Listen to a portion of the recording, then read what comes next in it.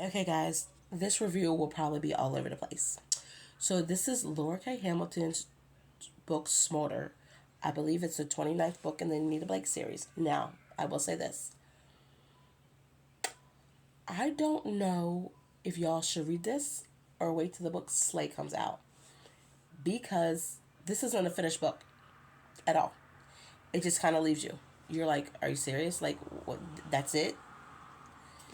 And a friend of mine told me, they were like, this book isn't finished. So, my recommendation is wait till Slay comes out and then read Smolder and read Slay because you won't get upset because you'll have both books. Now, let's get into this. The book starts out with a sunrise killing. Didn't really go into it. Just said, oh, well, there's a hate group because you're marrying John Claude. Kind of gets left to the waylay. And then it comes in with everyone's freaking issues. Anita has issues with her parents. Well, dad and her her dad and her grandmother really. Her grandmother is jacked up, and I really hope that in Slade gets dealt with.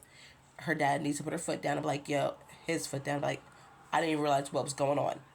So, no, mom, I'm sorry, no, mom, no. But I think her dad's too much of a pussy for that. So whatever. Now, one thing I'm gonna say, this is probably be an unpopular review, but I'm gonna say it anyway.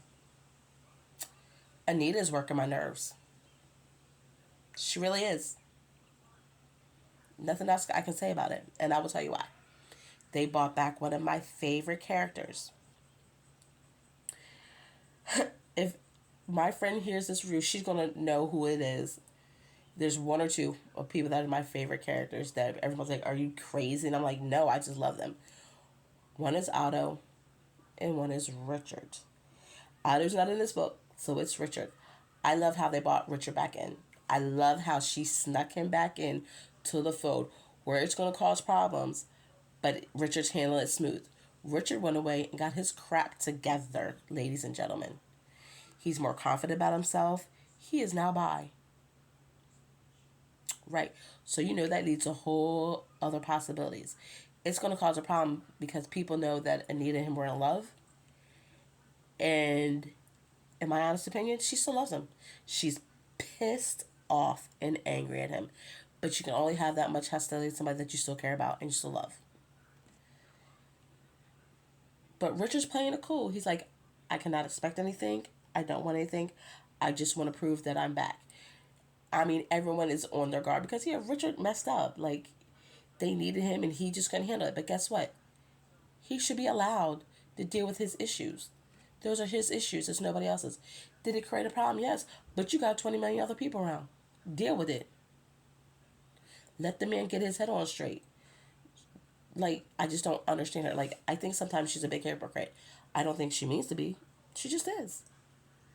Oh, I'm mad at you, da da da da da, but I'm gonna swallow it. Like in this one part of the book, Richard was like, I was raised to treat my woman like a princess and take care of her. Not saying that I think that you can't take care of yourself. She is so hostile about it. And I was like, well, no, she's got to be equal. There's nothing wrong with a man thinking that you're his princess and that he wants to take care of you. She's had so many things that she's had to prove to so many people. She's missing what Richard's saying. Richard said, I know you can take care of yourself, but I want to be able to take care of you too. And she said something like that was our problem. Like they just don't communicate well. She takes everything Richard says as a defensive. And if you know anything about Richard, he's got a strong mom. Like mom will pop you in the mouth. So why Anita would think that he's just being condescending or whatever, I don't know. I think she's just being defensive. Now, all these characters in this book right now, they all have issues. Like the triplets that are now twins, but they're still triplets because the one brother died. Their heads messed up. It's their birthday and they're working like crazy. But you come up against a new villain, and this villain's gonna be bad. And I'm happy that everyone's here, and they're talking and they're trying to get their stuff together. This book just, guys, the way it ended, it just aggravating. Like for real, she should have said, uh, Smolder part book one in a two part.